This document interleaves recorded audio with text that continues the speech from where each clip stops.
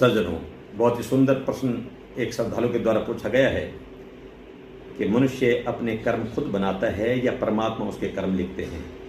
दूसरा प्रश्न किया है कि कर्म और भाग्य में क्या अंतर है, दोनों अलग अलग हैं या एक ही हैं।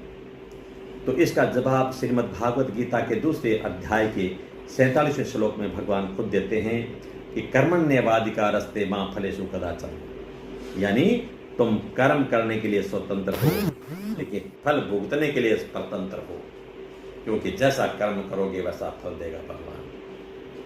यही तो है गीता का ज्ञान। भगवान कहते हैं या तो तुम कामना की पूर्ति के लिए कर्म करोगे या तुम कामना की निवृत्ति के लिए कर्म कर सकते हो। कामना की पूर्ति के लिए काम करोगे तो तुम्हें 84 लाख योनियां फ्री मिलेंगी, क्योंकि कामना कभी पूरी नहीं होने वाली। जिस प्रकार से जलती हुई आग में घी डालोगे तो धधकती चली जाएगी, ठीक उसी प्रकार से अगर कामना की पूर्ति करने के लिए जितना प्रयास करोगे उतनी उतनी कामना और बढ़ती जाएगी। एक के बाद दूसरी, दूसरी के बाद तीसरी, विकराल रूप में कामना सामने आएगी। और एक कर्म योनि जो तुम्हें मिली है मनुष्य के जन्म की, इस योनि में ही तुम इतना सारा काम कर दोगे कि 83,99,999 जो योनियां बाकी बची हैं वो सारी भोग योनि है, उसमें भुगतते ही चले जाओगे और जन्म मरण के चक्कर से छूट ही नहीं पाओगे। अगर मुक्ति चाहते हो कर्मयोग को अपना सकते हो। कैसे? अगर तुम ये मान के चलो कि जब संसार में आए हो तो तुम भी संसार का ही हिस्सा हो।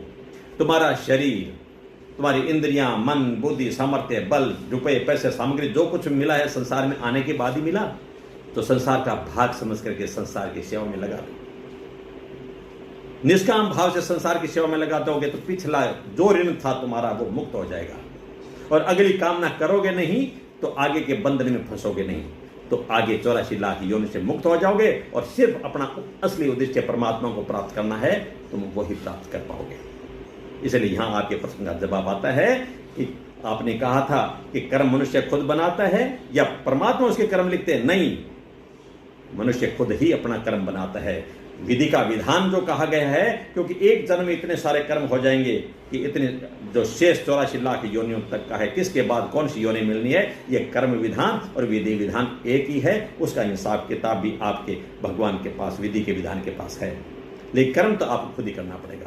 अब रही बात दोनों में अंतर है कि नहीं, कोई अंतर नहीं है, क्योंकि कर्म पिछले जन्म के कर्म जो थे वो इस जन्म के प्रारब्ध बने, इस जन्म के कर्म अगले जन्म के प्रारब्ध हो जाएंगे। इसका मतलब कर्म और भाग्य में कोई अंतर नहीं है। भाग्य जो मिलता है वो अगले जन्म में प्रारब्ध कर्म है और